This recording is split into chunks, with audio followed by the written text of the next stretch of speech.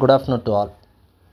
Release ஆன TNUSRB SI நோட்டிஃபிகேஷனில் எல்லாருக்குமே இருக்கக்கூடிய காமனான டவுட் என்ன அப்படின்னு பார்த்தீங்கன்னா, எஜுகேஷனல் குவாலிஃபிகேஷனில் என்ன பேட்டர்ன் ஃபாலோ பண்ணியிருந்தால் அப்ளிகபிள் அப்படின்ற ஒரு பெரிய டவுட் இருக்குது. ஸோ அதில் ரொம்ப தெளிவாகவே கொடுத்துருக்குறாங்க. யூஜிசி நாம்ஸ், அதாவது யூஜிசியில் ரெகக்னைஸ் பண்ண யூனிவர்சிட்டியில் பேச்சுலர்ஸ் டிகிரி படிச்சிருந்தாலே நீங்கள் போதும், on or before the date of நோட்டிஃபிகேஷனுக்கு முன்னாடி முடிச்சிடணும் அப்படின்னு சொல்லியிருப்பாங்க. ஸோ இது ஃபஸ்ட் பாயிண்ட்.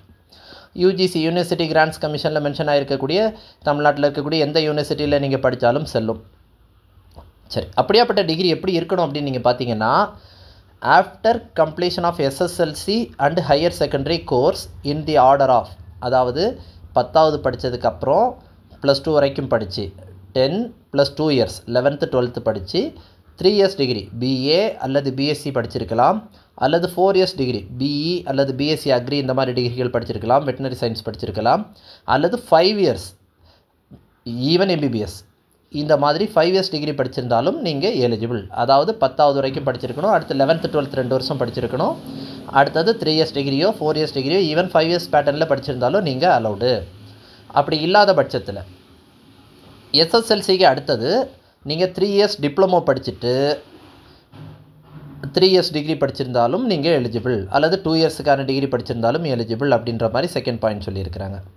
தேர்ட் பாயிண்ட் என்ன சொல்லியிருக்காங்கன்னா, எஸ்எஸ்எல்சி படித்ததுக்கப்புறம் 2 இயர்ஸ் ஐடிஐ படிச்சுட்டு 3 இயர்ஸ் டிகிரி படிச்சிருந்தாலும் நீங்கள் எலிஜிபிள். 10th படிச்சுட்டு 2 இயர்ஸ் ஐடிஐ படிச்சுட்டு டிகிரி படிச்சிருந்தாலும் நீங்கள் எலிஜிபிள் அப்படின்ற மாதிரி தெளிவாக சொல்லியிருக்கிறாங்க.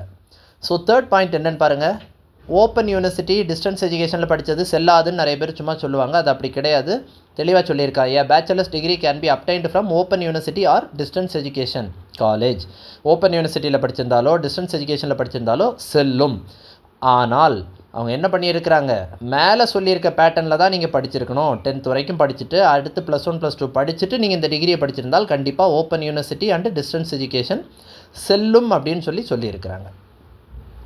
ஸோ ஃபைனல் ரொம்ப குழப்பமான ஒரு விஷயம் என்ன, நிறைய பேருக்கு விடை கிடைக்காத ஒரு விஷயம் என்ன அப்படின்னு பார்த்தீங்கன்னா, candidates who have passed 10th standard directly without studying 9th standard, அதாவது 9வது படிக்காமல் டுட்டோரியலில் 10th டைரெக்டாக எழுதினாலோ, அல்லது or passed 12th standard directly without studying 11th standard, 11th படிக்காமல் 12th ஸ்டாண்டர்ட் டுட்டோரியலில் எழுதி டைரெக்டாக பாஸ் ஆகிருந்தாலோ அல்லது ஸ்கூலில் எழுதி பாஸ் ஆகிருந்தாலோ இவங்க நாட் எலிஜிபிள் அப்படின்னு சொல்லியிருக்கிறாங்க. ஸோ 9th 11th படிக்காமல் படித்தவங்க கண்டிப்பாக நாட் எலிஜிபிள் அப்படின்றத தெளிவாக சொல்லியிருக்கிறாங்க.